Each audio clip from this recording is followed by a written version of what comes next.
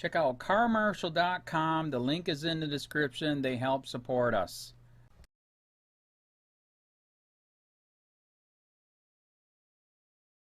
Ron Paul, FISA memo proves both parties lie to and spy on Americans to push the police state.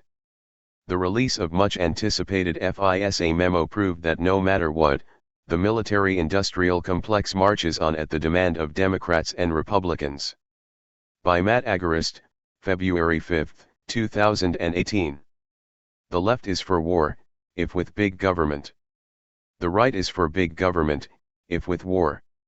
The perceived differences between the two parties in Washington, D.C. are little more than smoke and mirrors to keep Americans constantly arguing while the welfare warfare state marches on. The recent FISA memo scandal hammers home this point as it shows both Democrats and Republicans are both lying to us to further their agenda. Ron Paul wrote an op-ed this week pointing out the hypocrisy exposed in Washington from the release of the FISA memo, and it will likely cause heads to explode as it shatters the partisan narrative.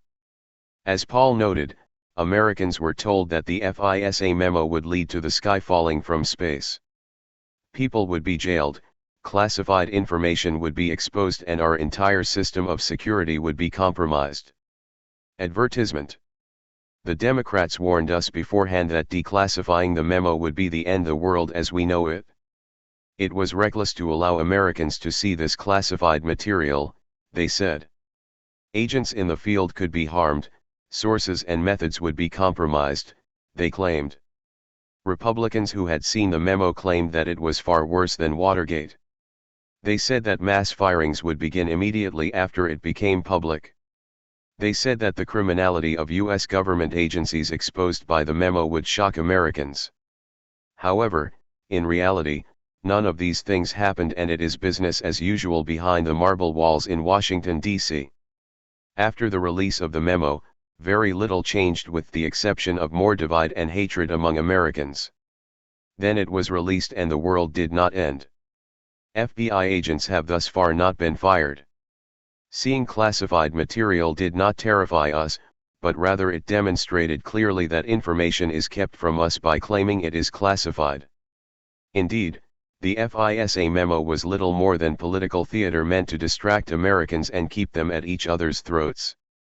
And, in the cover of all this divide and distract rhetoric, the military-industrial complex marches on. In the end, both sides got it wrong. Ron Paul. Paul explains how the memo essentially proves that the deep state is a very real entity with control over both parties and is hell-bent on maintaining control to bolster the war machine. First, the memo demonstrates that there is a deep state that does not want things like elections to threaten its existence. Candidate Trump's repeated promises to get along with Russia and to reassess NATO so many years after the end of the Cold War were threatening to a Washington that depends on creating enemies to sustain the fear needed to justify a $1 trillion yearly military budget. Imagine if candidate Trump had kept his campaign promises when he became president. Without the Russia threat and without the China threat and without the need to dump billions into NATO, we might actually have reaped a peace dividend more than a quarter century after the end of the Cold War. That would have starved the war-promoting military-industrial complex and its network of pro-war think tanks that populate the Washington Beltway area. Paul's explanation serves to put into context the reason for Trump's first year being little more than a series of broken campaign promises. No matter what hot air spews from the mouths of presidential candidates, when they are allowed into the circle, very little changes. Also, as Paul points out, the release of the memo and Trump's subsequent approval of FISA show us that both parties know the ever-expanding nefarious and corrupt reach of the surveillance state, but will do anything to keep it going. Second, the memo shows us that neither Republicans nor Democrats really care that much about surveillance abuse when average Americans are the victims. It is clear that the FISA abuse detailed in the memo was well known to Republicans like House Intelligence Committee Chairman Devin Nunes before the memo was actually released. It was likely also well known by Democrats in the House. But both parties suppressed this evidence of FBI abuse of the FISA process until after the FISA Amendments Act could be reauthorized. They didn't want Americans to know how corrupt the surveillance system really is and how the US has become far too much like East Germany. That might cause more Americans to call up their representatives and demand that the FISA mass surveillance amendment be allowed to sunset. Ironically, Chairman Nunes was the biggest cheerleader for the extension of the FISA amendments, even as he knew how terribly the FISA process had been abused. The FISA memo also showed us that corrupt politicians on both sides kept the fear-mongering about Russiagate alive in an effort to foster a new Cold War with Russia, and it worked. Finally, hawks on both sides of the aisle in Congress used Russiagate as an excuse to build animosity toward Russia among average Americans. They knew from the classified information that there was no basis for their claims that the Trump administration was put into office with Moscow's assistance, but they played along because it served their real goal of keeping the US on war footing and keeping the gravy train rolling. But don't worry, the neocons in both parties will soon find another excuse to keep us terrified and ready to flush away $1 trillion a year on military spending and continue our arguments and new Cold War with Russia. There you have it. In spite of one of the most damning documents proving mass corruption to ever be released to the public, nothing has really changed because, to quote the immortal George Carlin, it's a big club and you ain't in it. Paul ended his epic rant with a wonderful bit of advice about this big club: be skeptical of both parties. With few exceptions, they are not protecting liberty but promoting its opposite. Become a patron.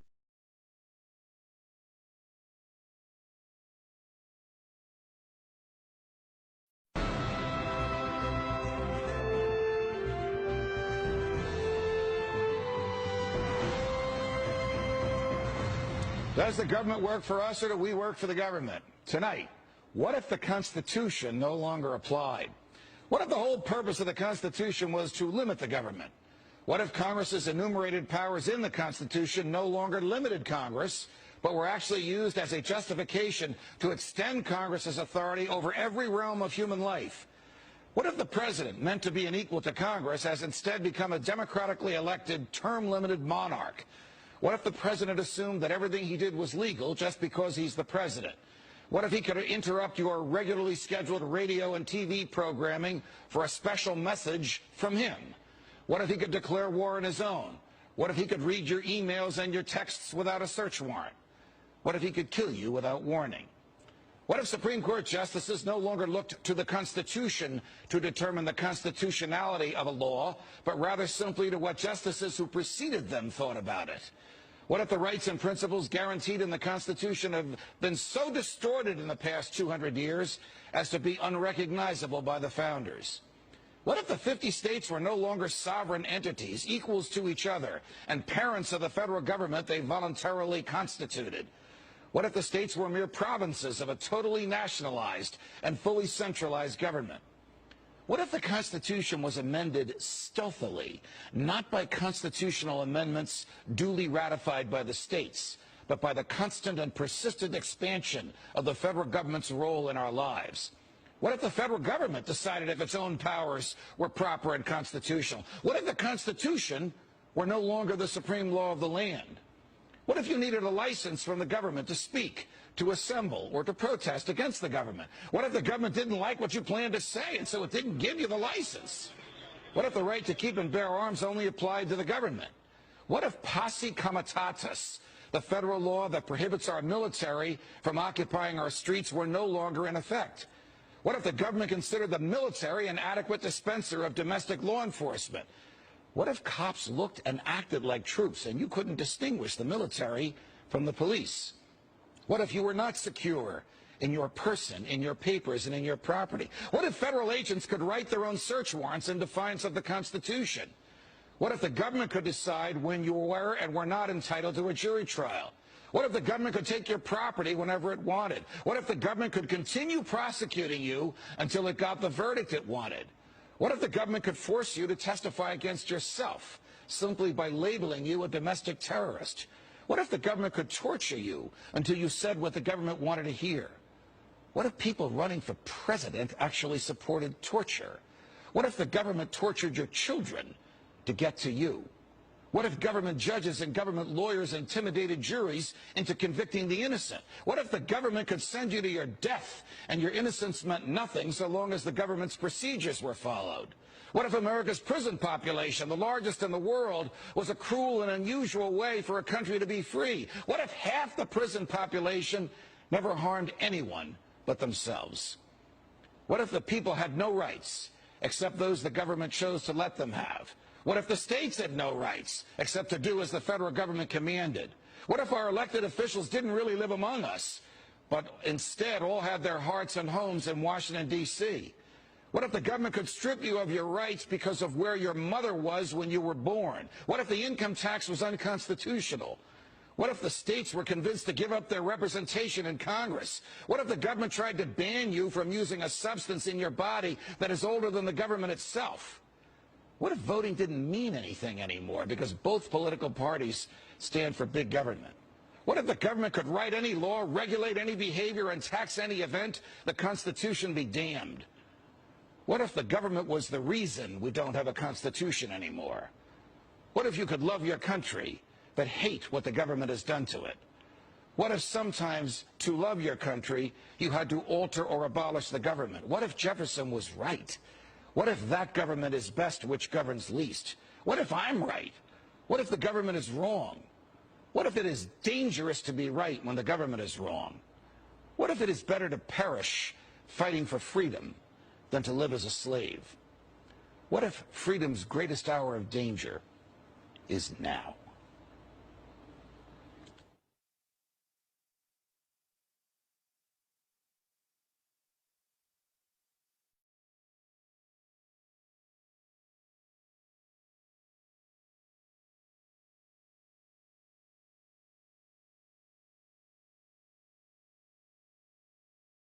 County. This is Charlotte County COPWATCH, and I wanted to explain what fair use is. You can use pieces of news articles if you're doing it for news reporting, you have commentary, and you're doing it for education purposes. So that's what fair use is, as you can see right here. Another reason why I wanted to make this video is to let you know I just joined with Patreon. A nice thing with Patreon, I make no money on YouTube. They took the money away years ago, and so this is another way to give, and it's a nice thing too because you can give monthly. You can give $1, $5, $10, whatever. I do 4 to 5 hours a day on trying to wake the sheeple up on how corrupt it is and different ways that you can fight the corruption. So Patreon is a way that you can do it, and then of course the old way is still there. Donate to Charlotte County COPWATCH with PayPal or credit card. So keep that in mind. 4 to 5 hours a day. I make no money, but the corruption happened to me and I'm sick of it, so I'm trying to wake people up. But my wife would love it if some, if we could get some help out there. There's 47,000 subscribers. Just think if each one of you subscribers just gave a, let's say, actually, yes, $1 a month. 47,000 subscribers gave $1 a month. That would be awesome. That's not going to happen. But anyways, that would be great if it did happen. But, do the math in your head. Just think about it. Like I said, 4 to 5 hours a day. I get no money from YouTube. YouTube has gone nuts. You can't do anything anymore. They're taking the money away everywhere. So these are a couple different ways that you can still help out with all this time that I put in. And as you know, I'm in a special situation where, at least I can do it. 4 to 5 hours a day. We have a cleaning company during the day. That's what allows me to do this, and we're debt free. So this is my hobby. I don't go fishing and all that other crap. I try to save the world. So help me out to make the wife happy, man. In fact, if you guys did give $1 a day, and there was 47,000 of you, and you did it, and each of you gave $1, and that was every month, oh my God, yes, I could quit. I could start suing them. Another idea too that we have is, if I got, some funds, we could actually contact everyone that has been ticketed and or arrested and put in jail and start sending them postcards to let them know we're here. and to see if everything went all right, and if it didn't, find out their story. So we could even do more investigations and more lawsuits. Lawsuits take money. So just think about that. 47,000 of you so far right now. $1 a day. $1 a month on Patreon, or $5 a month Patreon, 10, 20, whatever. Just do the math in your head. Help out. This is a lot of work every single day. Thanks.